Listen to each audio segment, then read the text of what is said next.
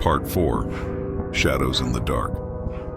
The room was suffocating in the absence of light. The darkness so thick it felt alive. My breath came in shallow gasps, and the box in my hand seemed heavier than before, the glass eye radiating a faint, unnatural heat. The whisper came again, low and sinister, curling around me like smoke. "You have something that belongs to us."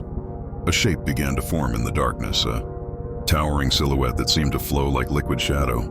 Its edges shimmered, shifting between reality and something far worse. Eyes, or the suggestion of them, glinted in its abyssal form, each pair locking onto me as if judging, calculating. I backed against the wall, clutching the box tighter. "What do you want?" I managed to choke out. The shadow didn't answer.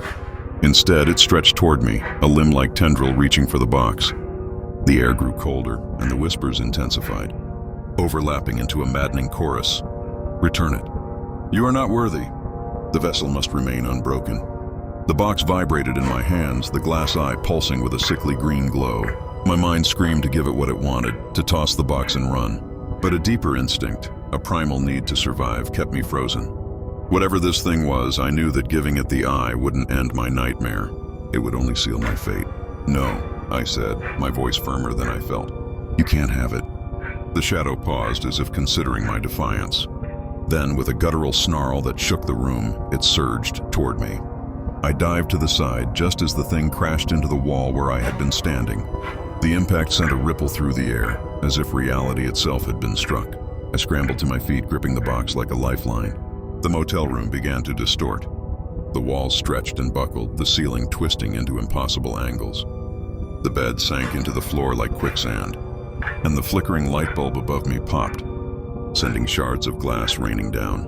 The shadow loomed again, more solid now, its form grotesque and shifting.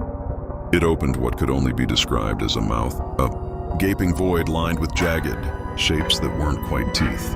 "You will not leave," it growled, its voice a thunderous roar that made my ears ring. Desperation took hold. I clutched the diary, flipping through its pages even as the thing closed in. There had to be something, some way to banish this entity or protect myself. My fingers trembled as I landed on a diagram, a crude sketch of a circle. Symbols scrawled around its edge.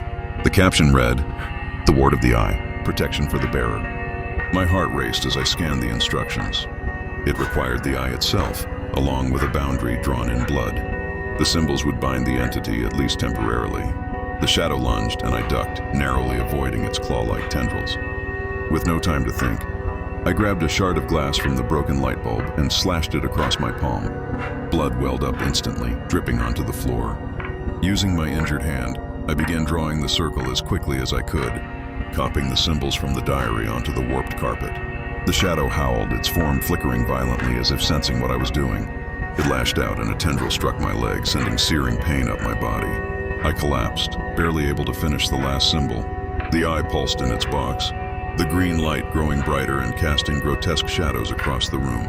With a final desperate stroke, I completed the circle and placed the box in its center. The shadow recoiled, emitting a shriek that made my skull feel like it was splitting open.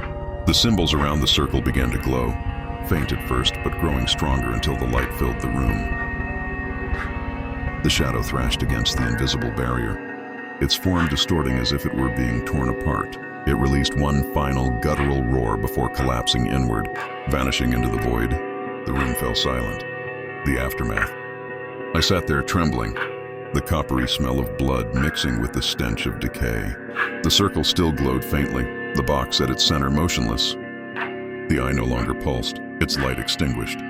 For a moment I thought it was over. But then the diary, still clutched in my hand, began to hum. The pages flipped on their own, landing on a new passage I hadn't seen before. "The ward is not permanent. They will return. The vessel must be hidden, far from their reach, far from all." My stomach churned. There was no escape. As long as the eye existed, they would hunt me. The house, the shadow, Edgar's madness. They were all part of something far larger. Something I had inadvertently stepped into. The faint knock came again. This time it wasn't at the door. It came from the box. Tap, tap, tap. I stared at it, my heart pounding. The glow of the circle began to fade, the symbols dimming one by one. The air grew heavy again, and the shadows in the room began to stir. It wasn't over, not even close.